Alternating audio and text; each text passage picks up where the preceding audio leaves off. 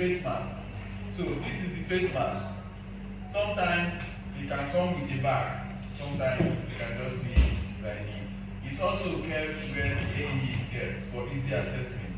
So we no longer do mouth-to-mouth resuscitation because of some diseases. You don't know if you're going to contaminate something or if the person is going to contaminate something. Okay? So we want to use this and then place here and deliver the oxygen through the tongue. Okay? Or you keep it fixed and then deliver the oxygen this way. Okay? This way. Okay? So once you establish that this person needs cardiopulmonary resuscitation, the next thing you are going to do is to begin chest compression. So how are you going to do chest compression? There is a bone in the chest called the sternum. Okay? The sternum is in the middle of the chest. So below that sternum is just immediately below the nipple line for males. Okay? Just immediately below the nipple line. So you are going to locate that bone because it's in that bone that you are going to compress. I see a lot of people, they want to do chest compression. You see their hand this way, you see their hand this side. They are not doing it effectively. Okay? It has to be in that middle. And you need to use the heel of your hand, not the palm. Okay? And not the fingers. You are going to cross one hand to the other to provide support. And then you use the heel.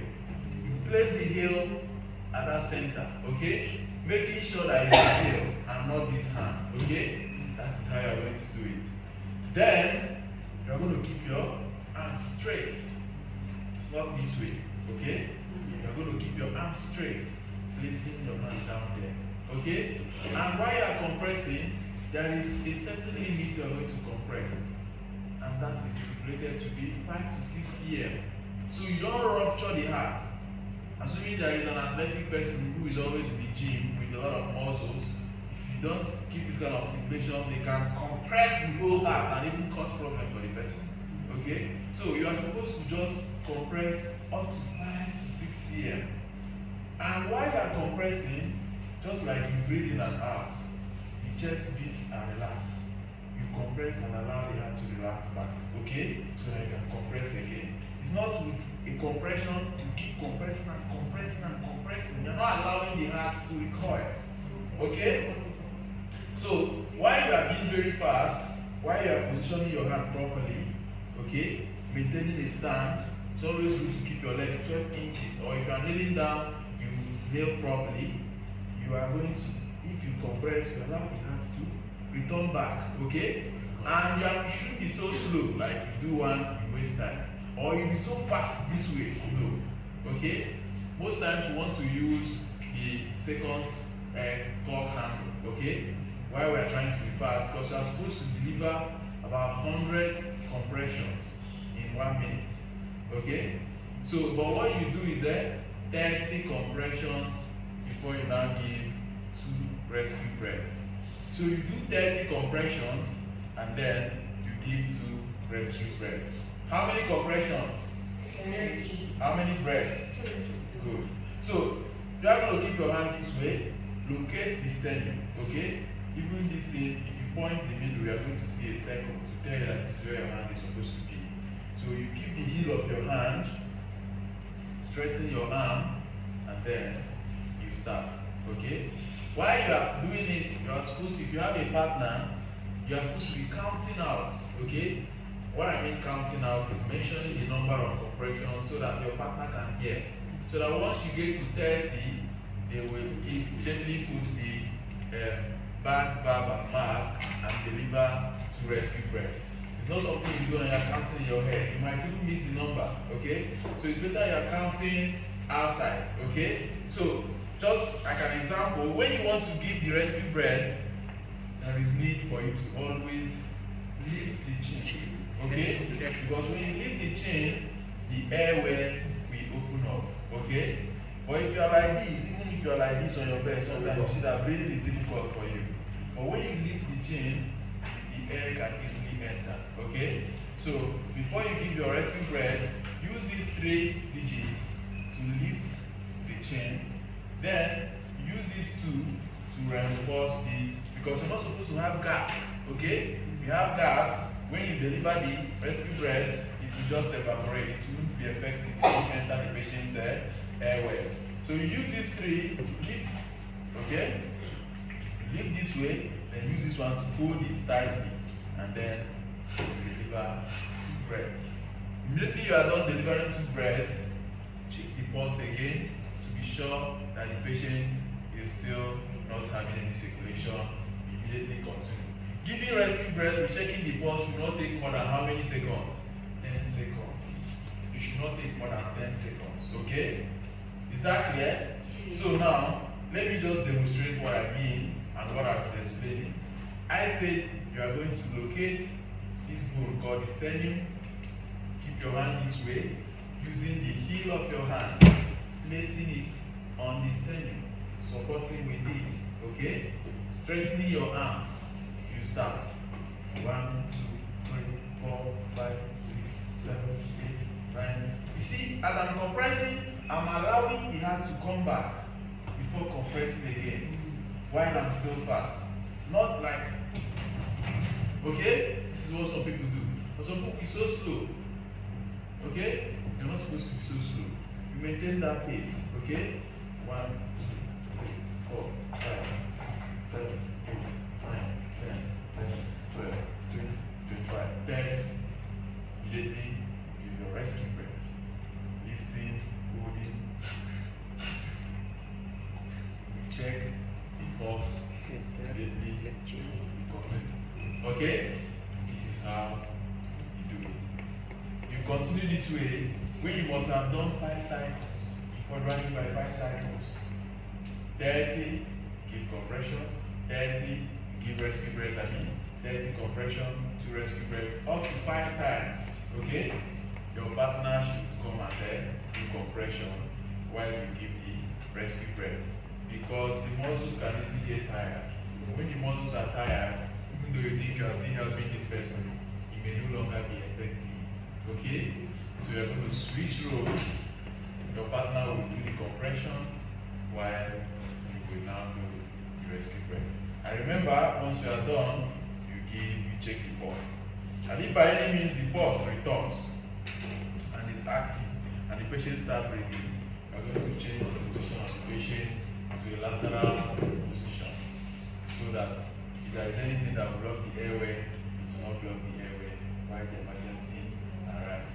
Because the things that can cause the patient to have cardiac arrest, you will not be able to sort it out at that spot. Okay? So you keep providing this basic support until the emergency comes. Okay? So this is exactly what you should do in basic life support. Is there any question so far? Is there any question? So let me quickly tell you about the AED. We do not have AED here to demonstrate for you, but I can quickly show you the picture of the AED.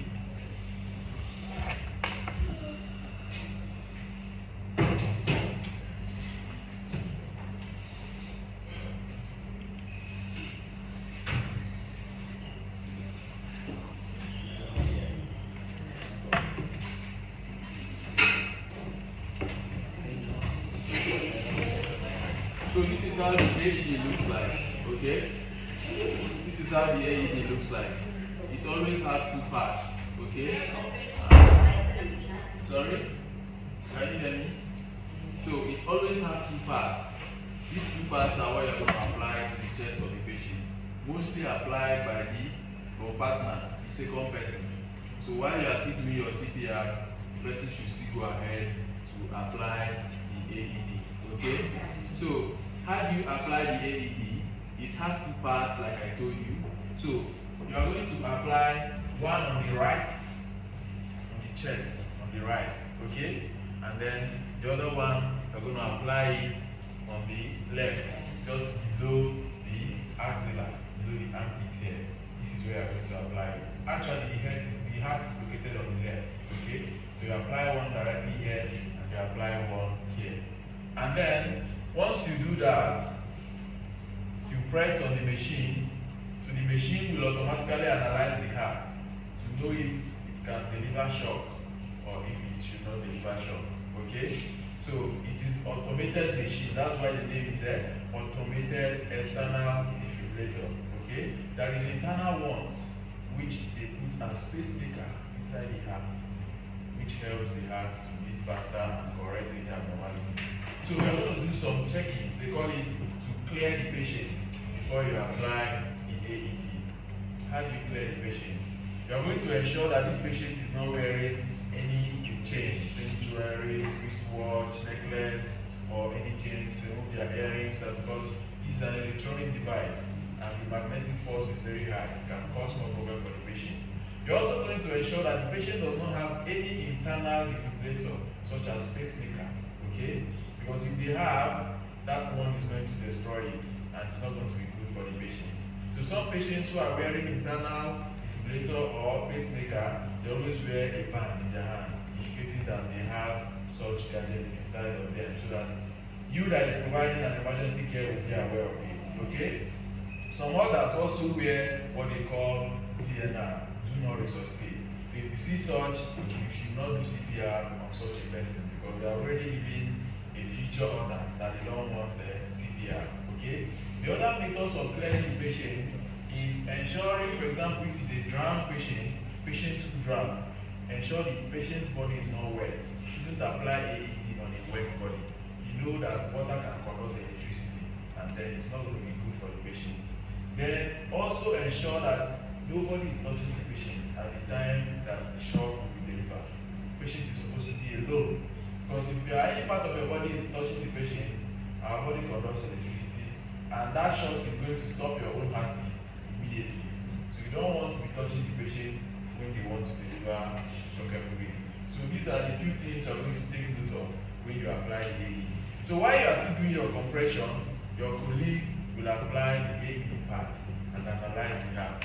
When it says shock, you are going to pause from compression, and then after shocking, you check the pulse and continue. So that is it for AED, and you can see the picture of the AED on the board as we don't start the new one. So you can see one here. This one is applied here on this person. You can also see another one here. Okay. So this is also another one. Okay. So this is the AED.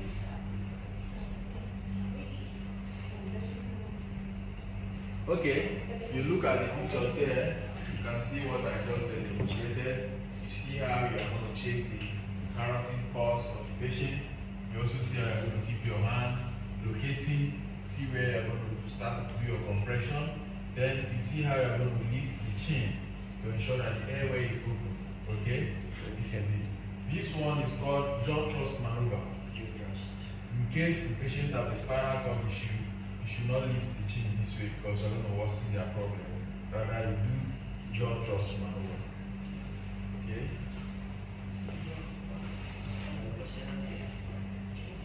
Okay, these are the steps that I have already explained for you.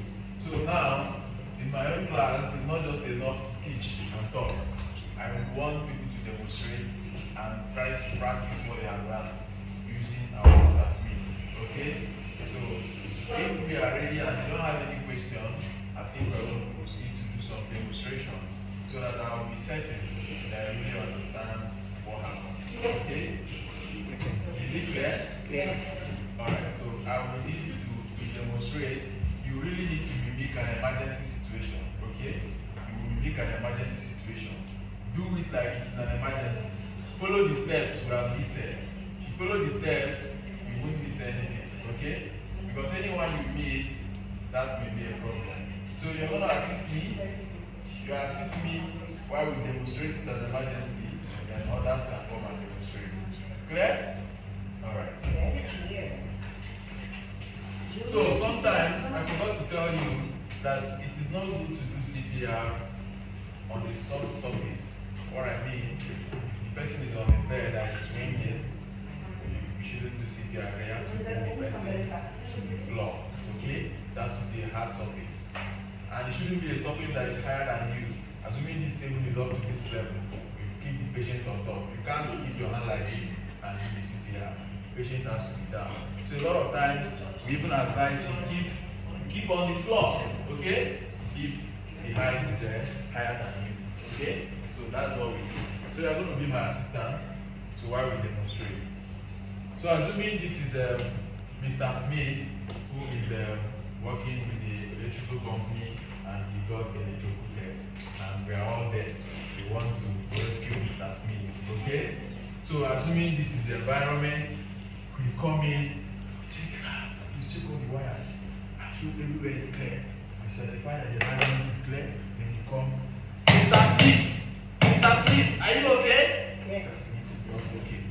You quickly check the airway, okay? Ensuring nothing is in the mouth. Then you check for breathing, okay? Then you immediately check the pulse. Please call emergency and bring AED immediately. CPR, okay? Position my hand. 1, 2, 3, 4, 5, 6, 7, 8, 20, 25, 30. Immediately you put. Yeah. 2. You get 2? Yes. Okay. Once you get 2, I recheck. If the AED is around, he assembles the AED. Okay? While we continue. 1, 2, 3, 4, 5, 6, 7, 8, 9, 10, 20, 25, 26, 27, 28, 29, 30.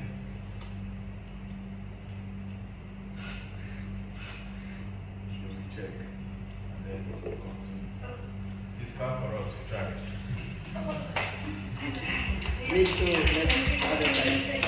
No, he's not up yet. We're still waiting for the others. Okay? So, okay. You are in front, you and one person can come and demonstrate. Yeah.